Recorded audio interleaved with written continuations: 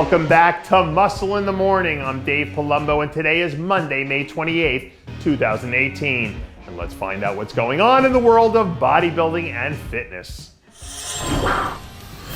Right now, the Chicago Pro seems like it's shaping up to be the biggest event of the summer. So as you start trying to figure out who might place where in the classic physique division, you're going to want to make sure you don't forget this name, Kevin Johnson. The soon-to-be rookie standout earned his pro card at last year's NPC Nationals, and now the pride of the Bluegrass State is only 6 weeks away from showing the world what he can do when he steps out onto a pro stage for the first time. Out of everyone in this year's rookie class, Johnson's probably got the most impressive X-frame we've ever seen. So as long as he plays to his strengths and sticks with what got them there in the first place, a top 10 finish is definitely within striking distance.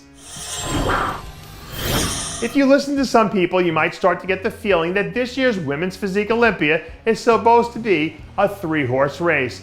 But I have a funny feeling that last year's third-place finisher, Heather Grace, might just have a little something to say about that. After spending the better part of the season keeping a low profile, now that the Olympia time is officially here, all of a sudden it looks like Grace is locked and loaded into beast mode. Over the last 5 years or so, Grace has consistently been one of the most dangerous athletes in the division when she dials it in. And I wouldn't be the least bit surprised if we saw her hit a few tune-up shows between now and the Olympia to work out a few kinks before she tries to make another run at the title. On any given night, it feels like there are 100 girls in the bikini division who are good enough to win some of these shows. But those odds tend to shrink a little bit once you see Tawna Eubanks step into the arena.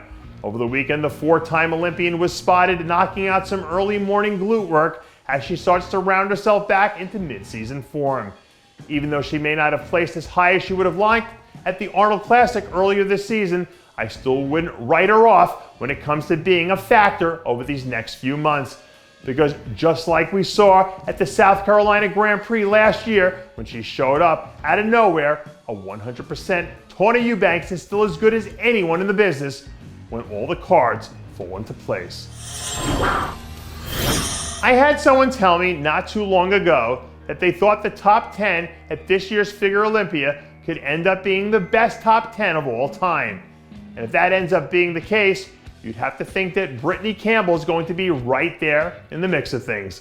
Campbell really opened up a lot of eyes with her 8th place finish at the Arnold Classic to start the season. And now that the veteran pro is heading towards her 3rd career Olympia, looking to build on her signature performance, over the last 18 months or so, Campbell has done some incredible work to turn herself into one of the most improved athletes in the division. So as long as she can keep that momentum rolling, she's someone who might have a shot at working her way up to a top 6 finish if everything goes as planned. To quote the great 1990s hip-hop duo Eric B. and Rakim, "Don't sweat the technique," which is probably how Jose Raymond is feeling these days after releasing a clip from his latest shoulder session over the weekend. True to form, the Boston Mass has been crushing this early phase of his Olympia prep, according to my sources inside the Raymond camp, who tell me that the longtime veteran is feeling happy and healthy right now. One way or another, Jose always seems to find a way to get himself down to fighting weight, so he can go toe-to-toe with defending champ Flex Lewis again for what will now be the 7th consecutive time.